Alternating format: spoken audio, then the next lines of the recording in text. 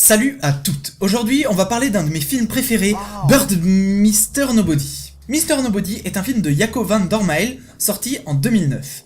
Ce film dramatico-fantastique raconte l'histoire d'un vieux sénile dans un monde futuriste peuplé de trous du cul, et il raconte 3 versions de sa vie de merde à un petit con journaliste qui est rentré de force dans un hôpital. J'ai jamais aussi mal vendu un film, mais croyez-moi, c'est génial. La scène que l'on va analyser se passe dans un flashback où le héros, joué par Jared Leto, adulte, et par Thomas Byrne, enfant, doit choisir entre vivre avec sa mère ou son père sur le quai d'une gare. Bon, voici la scène, toujours au ralenti.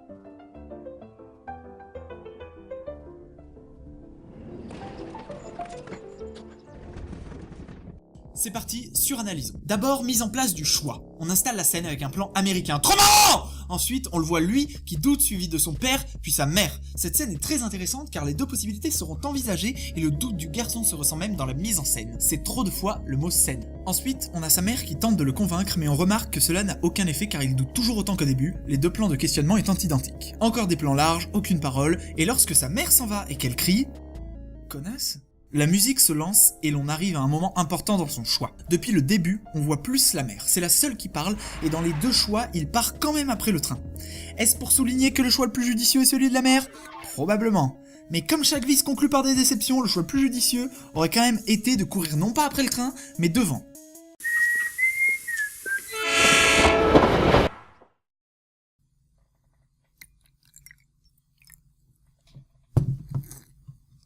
Merde, il y a l'eau sur mon micro. Parlons de l'esthétique du film. Il y a un contraste entre les couleurs et la façon dont elles sont montrées. Un nombre incalculable de couleurs, et pourtant, tout paraît fade.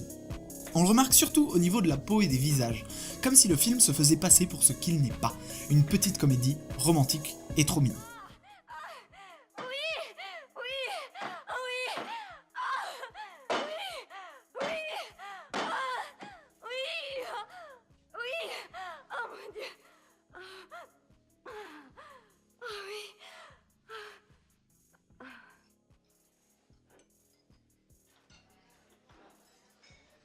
En parlant des couleurs, on a clairement une différence entre le père et la mère.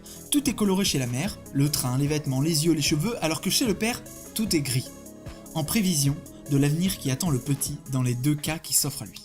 Après sa course, il y a 3 plans pour atteindre sa mère, alors que lorsque son père appelle, il n'y en a que 2, mais au ralenti est bien plus long, donc le film nous dit clairement qu'il a perdu trop de temps et qu'il n'atteindra pas sa mère.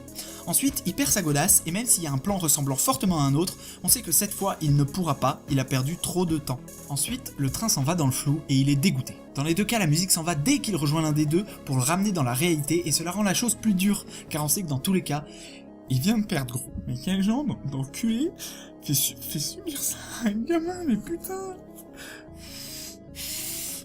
Enculé. Voilà, c'est fini pour cette fois, j'espère que vous avez aimé cette vidéo, et à dans un an.